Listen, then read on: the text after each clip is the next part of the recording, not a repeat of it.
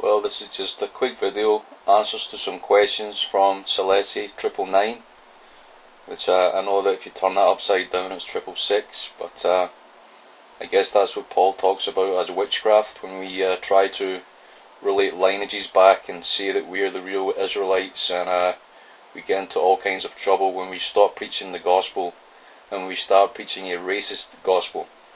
There's no room for racism in heaven whatsoever. The first question that we have is your comparison of local Ethiopian Orthodox headwear to Ashtaroth worship and aliens was beyond offensive. So even though if you've been to Africa, you'll know that there are a lot of Satanism that goes on there under the guise of different religions, and one of these guises is the Rastafarians. Now the culture of the Rasta goes back to Egypt.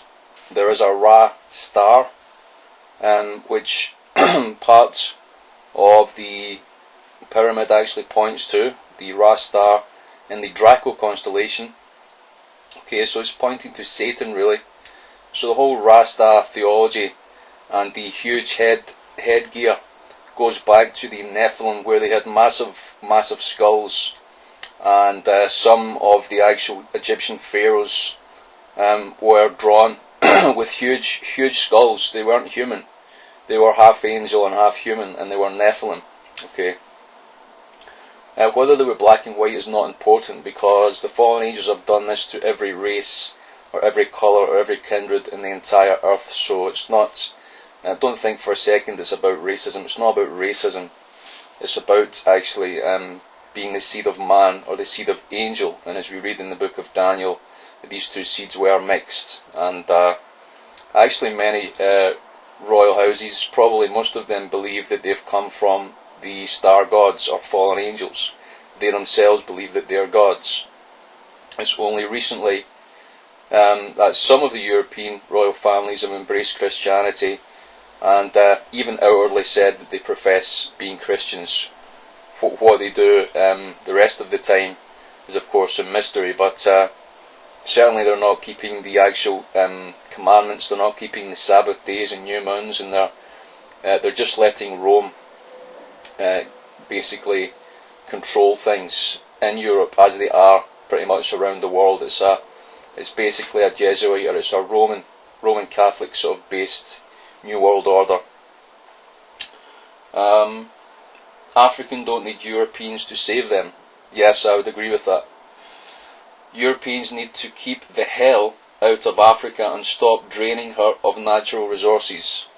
Well, in fact, if you actually study most African nations, especially in West Africa, they have quite a good relationship with, recently I'm talking about, let's say for example, in about 3 African nations they've recently discovered oil, and these African nations don't have the resources, don't have the technology to extrapolate the oil out of the sea or out of the ground. So basically what happens is the monopolized oil companies, the big oil companies, the oligarchs, the ones we all know that they're bad and everything like that, they're the ones that make the major profits when they actually take the oil out of the ground. And what we get in the UK is about a 98% tax on our fuel, so we the British people are not benefiting from it. The African people are not really benefiting from it, because these big oil companies take again 99% of the profits. So it'll leave the governments with around $1 billion to actually use for their infrastructures and to improve schools, to improve hospitals. But as we know in Africa, that many of these governments are corrupt. They actually just pocket most of the money, and again the people don't benefit from it. So that's a thing that's nothing to do with white people whatsoever. You can't blame white people for corruption in Africa. You just can't blame white people for that. As you can see, we're not the ones that are benefiting from these things very much either. So it's quite an ignorant statement that she made there. It cannot be denied the horrible atrocities that have been committed by Europeans in Africa. Certainly won't deny that. Missionaries cannot erase that. No, only Jesus Christ can. Only the blood of Jesus Christ can. We must have forgiveness in our hearts for humanity, because if we don't have forgiveness, then God won't forgive us. That's what Jesus Christ taught. And if you claim to be a follower of Jesus Christ, then you're not doing a very, very good job at the moment. You have to get all the malice and bitterness and unforgiveness out of your heart towards white people in order for God then to accept you and to start blessing you in your life. I know that you say you'll be blessed, but what was to say that God won't bless you more if you do that? Missionaries, okay, I live in the US and there are hundreds of thousands of homeless people, families, children, right here. So would you be prepared then, Celeste 999, to actually take white families into your house if it comes to that? Would you be prepared to do that? Because it seems that it's just basically mostly white missionaries that are going out to try to help orphanages and young children, and certainly Afro-Americans are really not getting involved very much in what's going on in East Africa. That's where most of the suffering is. And of course South Africa, where now the whites are being absolutely killed in the thousands now. Are you going to go and help the white people in South Africa who are actually being killed? It has somewhat become an epidemic there. It has become a bit of a holocaust now, a white holocaust in South Africa. If you've not heard that many thousands of farmers are now being murdered. And not just murdered, they're actually being tortured and then murdered and then robbed and so on and so forth. It's quite grotesque what's happening there in South Africa. But the Old Testament says an eye for an eye, a tooth for a tooth.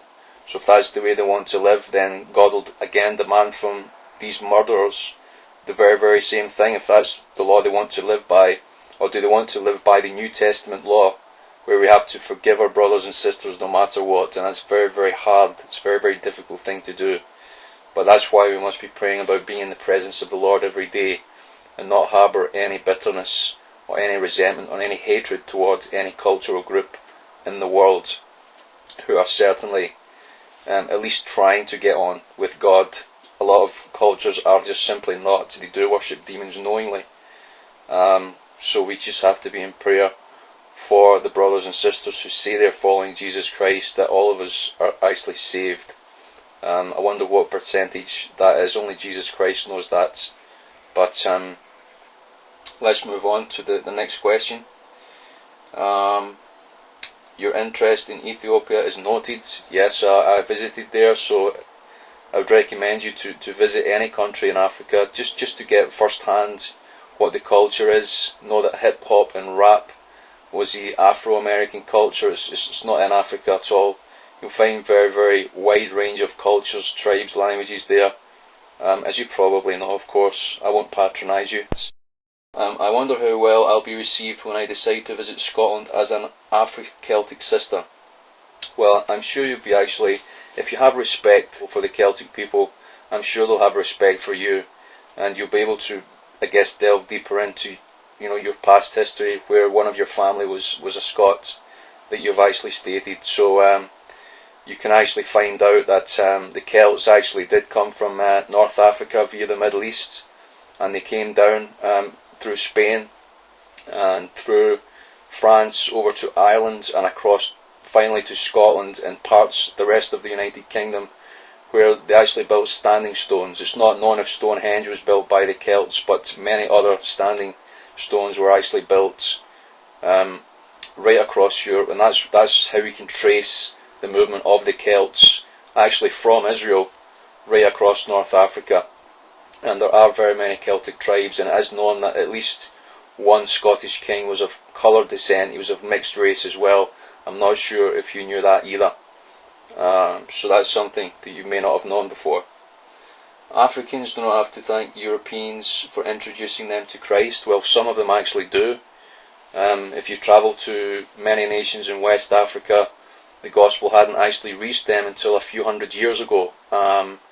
They only had, they certainly had a culture. They certainly had some knowledge of the Bible, of the Israelites, but Christianity really wasn't established until, especially the British came, and they really preached the word of God to them. Many missionaries came there, And many Africans in West Africa are very thankful and have a very, very good relationship with Europeans. And it's just small countries such as Liberia that know that their culture has been pretty much raped by the American Empire. But then again, they are quite forgiving in the sense that if they can reach America to stay there and work, then that's most people's goals in Liberia, because the government is so corrupt. It actually practices, the army there practices cannibalism, whereby if anybody doesn't accept what the government are doing, they actually butcher and kill mass groups of people, and the soldiers actually eat these people as well. I'm not sure if you knew that either. Let's move on to the next question. Christ was already in Africa and Egypt. Yeah, he did stay in Egypt, that's right, because he was fleeing from Herod. I am baptized in the Ethiopian Orthodox Church. My brother is baptized in the Egyptian Coptic Church. Well, most of all, it's most important to actually say that you're baptized into the name of Jesus Christ, or Yeshu, or Yeshua, or Mashiach. You know, it's very important to know that we're actually baptized into Him and not into any church denomination, because that church denomination will not save you. We are of African descent and we are not confused. Well, it seems that also then, if you actually look at the Celts, many of the Celts were from African descent. So again, it's up to you to read your history about that. But I have very, very many books that I can recommend to you if you want to drop me a line about that. We know our history, roots and culture. I also have a Scottish roots from my father's side. I'm well aware of the Ard Ray, which would be the King of Ireland, I think. I don't like it when Europeans attempt to tell my African history. Well, you've just told me mine, so it's a little bit confusing. It's a little bit sort of hypocritical, if you don't mind me saying. So you just have to sort of calm down a little bit and try to speak out of a pure heart rather than a condemning, angry heart. It's not going to win you friends. It's not going to get you into the kingdom of heaven either. That's why Jesus Christ died, sort of to give us a humble spirit and a spirit that we can learn about each other and different cultures, but especially about the kingdom of heaven. I find it patronizing. Okay. History is seen through the eyes of the beholder. The Portuguese, Spanish, French and British propagated slavery across the Caribbean and Americas, South, Central and North, and destroyed whole nations, civilizations in the name of Christianity and civilization savages. This can never be denied. Never be denied, I guess. Yeah, but see, the thing is that most of these cultures willingly embraced the Europeans. They actually wanted change. You know, they actually coveted the things that the Europeans had, such as technology, or such as how they used the materials to make other things which they hadn't seen before. So they actually coveted the things that the Europeans had. Okay, so that's just a characteristic of human nature. To actually say that the Europeans came and did that to African nations is a complete lie. So I will deny that, because it's very much that if you go to a foreign country, you'll get some of the tribes who will actually embrace these Europeans and be friends with them and actually help one another into getting what each other want. So there's a kind of cooperation that went on. And the tribes that didn't want to cooperate, certainly there was war and bloodshed there that actually happened. But it does happen. It has happened right across the world since the creation of Adam. So I don't think it's anything special that there's been going on there the past few hundred years. Just as the same in the continent of North America and South America. I'm sure you have a very, very rich and varied history there that I'm sure that people should be learning more about that as well. So yeah, and it's interesting to see that the main propagator of slavery today isn't the white European nations anymore. It's actually black Muslim nations. They're the main perpetrator of slavery today.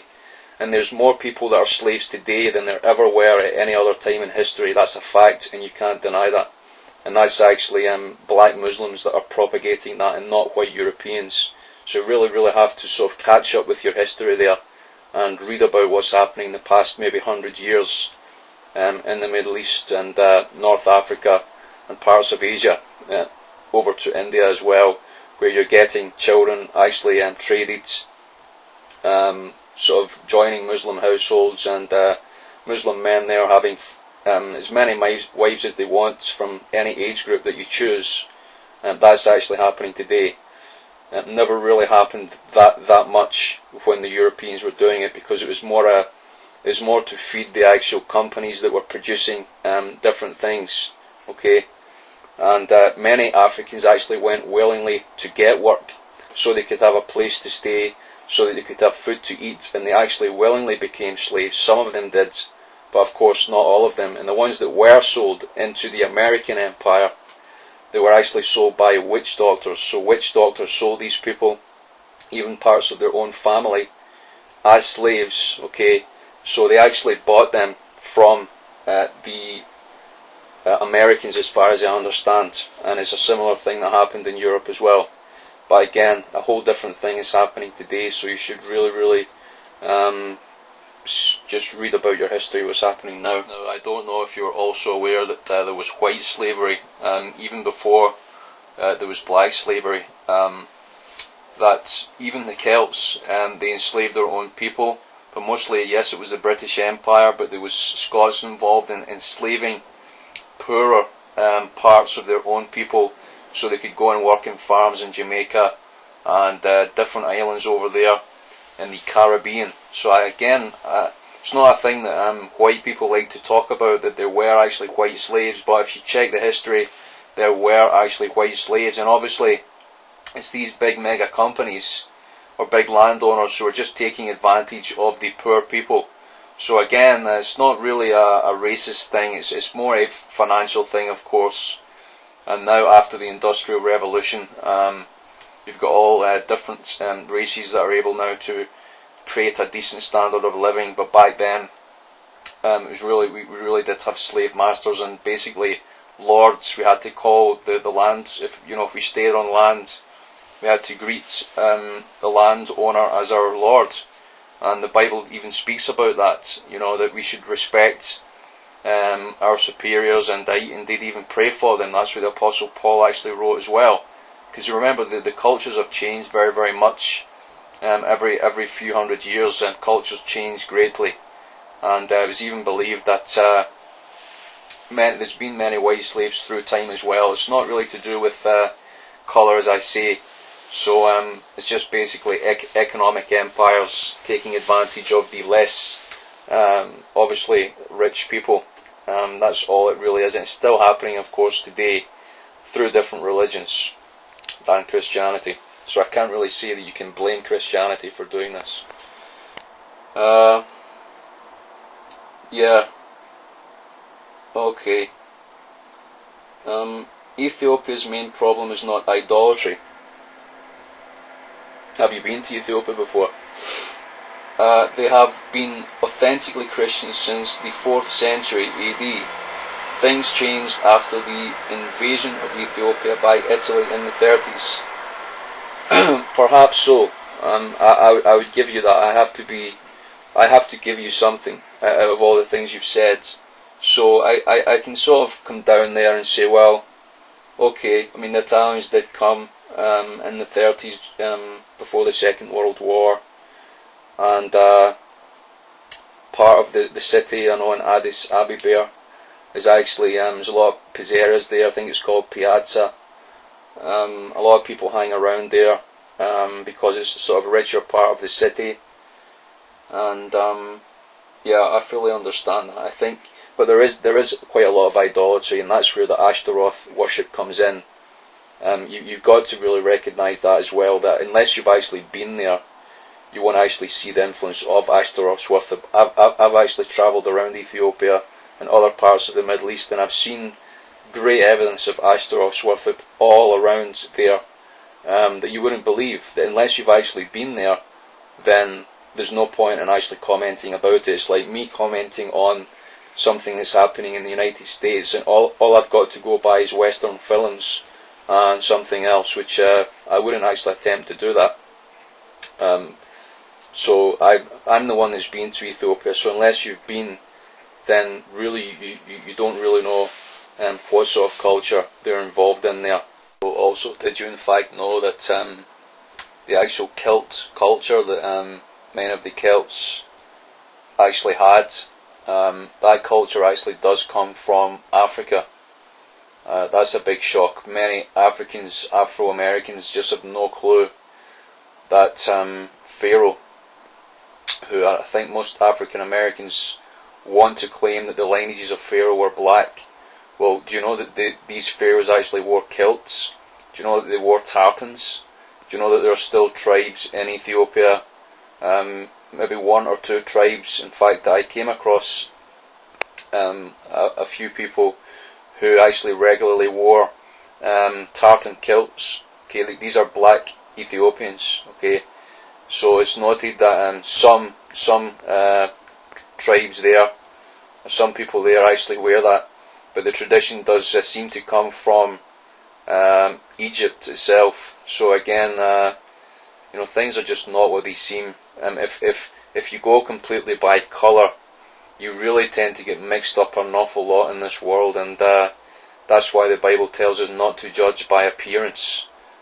Really you have to study cultures, you have to study many different things before we open our mouth these days, but it just seems that most people just want to give racist opinions these days, and it's very sad. So what we really have to do is just get back to the biblical culture, which is very hard for all of us to do, and that's in fact where we actually observe the commandments of the Lord, the new moons and the Sabbath days, the lunar Sabbaths in fact, and this is a very important, a hard teaching for most cultures to actually observe, because none of the worldly cultures actually hardly ever do that. The Ethiopians have got some kind of culture whereby they try to keep track of the lunar cycle for the years, as it states in Genesis. I believe the Chinese have some kind of relation to a lunar calendar as well. But generally, Europeans and Americans' culture, and African culture in general, just doesn't complement the commandments and the actual culture that God expects His people to observe, which is a peculiar culture. It's a strange culture, and it's not a racist culture. So get that right out of your mind. So anyhow, thanks a lot for all your questions there, and may the Lord bless you, and thank you for listening.